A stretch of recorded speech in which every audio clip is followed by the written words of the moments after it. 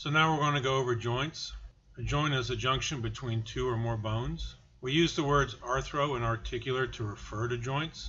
So some examples would be an articular process, which would be a process coming off of the bone relating to the joint, where the joint would be at on the edge. Also, we have the articular surface, which would be in a synovial joint where we have hyaline cartilage at, that would go on covering the end of the bone at the joint.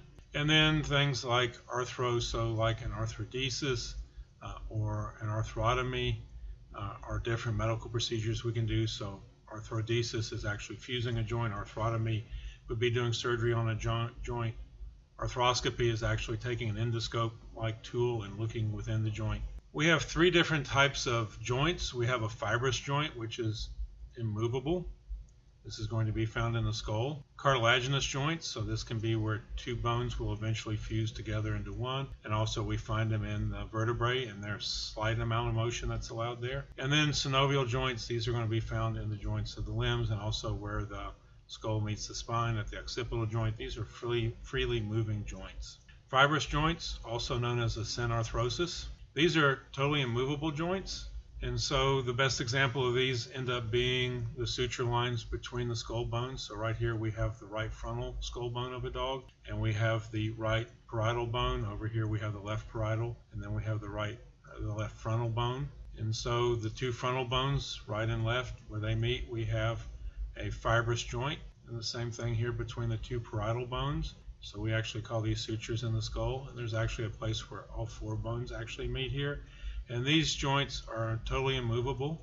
Also looking at like the splint bones on a horse where they're attached to the cannon bone, these are also immovable bones, and it's got really a lot of tight fibrocartilage in between them that really binds these together. And then eventually some of this in the skull actually gets replaced with bone itself, and the really tight fibrous tissue in between keeps these bones from freely moving.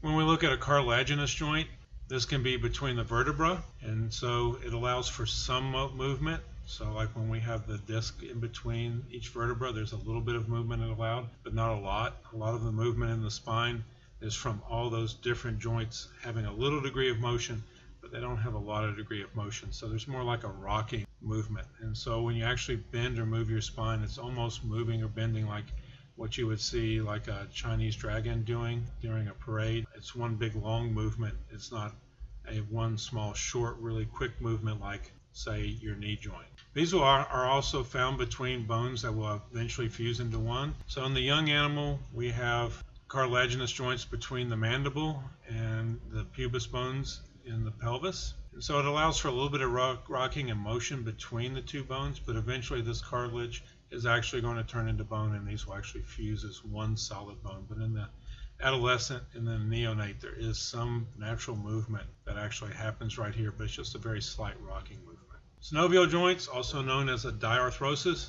these are freely movable joints. So this is going to be like your elbow, your knee, your ankle, your wrist, your fingers. We have articular surfaces, so this is going to be places that are going to be flat where the bones actually move across each other, or they can also be rounded where they move across each other. And so we have articular cartilage, which is hyaline cartilage, actually covering over these articular surfaces. We're going to have a synovial capsule, also known as a joint space or a joint cavity, between the bones with an outer membrane enclosing that joint or synovial capsule or that joint space.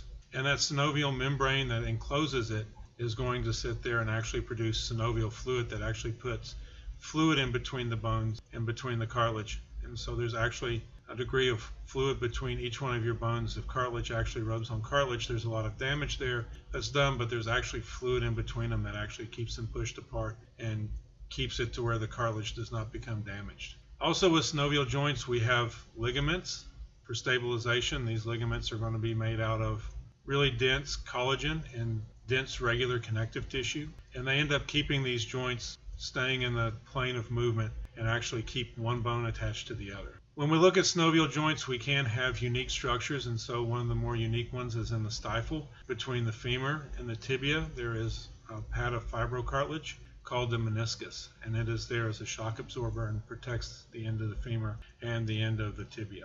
When we look at movement of synovial joints, we have flexion, which is a decrease of angles between two bones. We have extension, which is an increase in angles between two bones. We have adduction with a D, which is moving a limb towards the midline.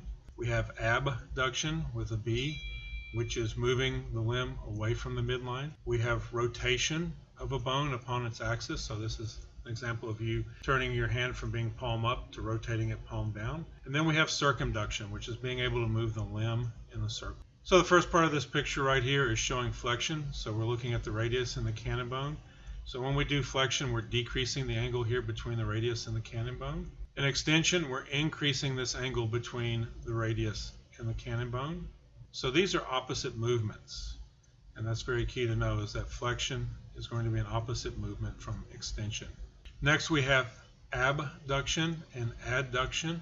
So abduction with a B is moving the limb away from the median plane or the midline, as in this picture. And adduction with a D is moving the limb towards the midline or the median plane, as in this picture right here.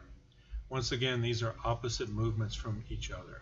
Lastly, we'll look at rotation and circumduction. So this is an example of rotation, where this femur bone from the hip joint right here is going to be turned outward and inward. And so the bone itself can rotate back and forth on its own axis. Circumduction is actually being able to move this bone in a circle and move the limb in a circle. So this femur from the hip joint is actually being abducted and adducted in a circle to create that circular motion, which is known as circumduction. Looking at synovial joint types, we have 4 types. We have the hinge joint, gliding joint, pivot joint, and ball and socket joint. Hinge joint, also known as a gynglymous joint. This is a joint where one joint surface is going to move or swivel across the other joint surface. So one bone ends up swiveling or moving across the other bone surface there of the joint. When we look at a hinge joint, these are only capable of doing flexion and extension. And most of the joints in your limb end up being hinge joints. So we have the examples written here of the elbow, which this is the elbow joint, and so it can only flex and extend. Your stifle does the same thing. So do the fingers of your digits, and where your digits meet your metacarpals and your metatarsal bones at. Also the atlanto-occipital joint, so that between the atlas C1 and the occipital bone of the skull is also a hinge joint. Gliding joints, so this is going to be found where we have short bones. So they actually end up being able to, if you were to extend this joint, you see what you see right now where these bones actually close up together. But if you were to flex this joint and decrease the angle right here, this is the carpus between this radius of the horse's radius here and the cannon bone below, there would be a wide space between each one of these bones that will develop. So basically this is a rocking motion that they end up forming. The primary motion of these joints is going to be flexion and extension. In some gliding joints, we do get abduction and adduction in certain species. So like in humans, we actually have some degree of adduction and abduction in our carpus. So do cats. But a horse does not. So a horse can only flex and extend. They have no adduction or abduction to this joint. And so once again, the carpus is an example of this. So is the tarsus. They're the two with gliding joints.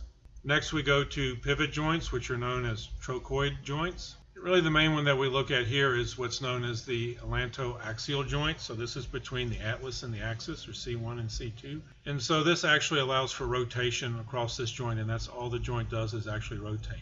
And so this pivot joint between C1 and C2 actually is, in this action, is what lets you actually move your head from looking over your right shoulder to rotating it to looking over your left shoulder. Lastly, we get to ball and socket joints, also known as spheroidal joints. And so this allows for all 6 types of movements of synovial joints. They can flex and extend, they can abduct and adduct, they can do rotation, and they do circumduction. And really, the only joints that we have that do this is going to be your hip joint and your shoulder joint. You have to have the head, like the head of the femur, and the head of the humerus, to be able to actually allow for this movement. And you also have to have a rounded other part of the joint surface, like the acetabulum and the glenoid of the scapula. And so where we have a ball and socket and we have a concave joint space such as those meet, we're able to have a ball and socket joint that allows for that greater degree of movement. So that's an overview of joints and joint movements there. Next, we'll be moving into muscles.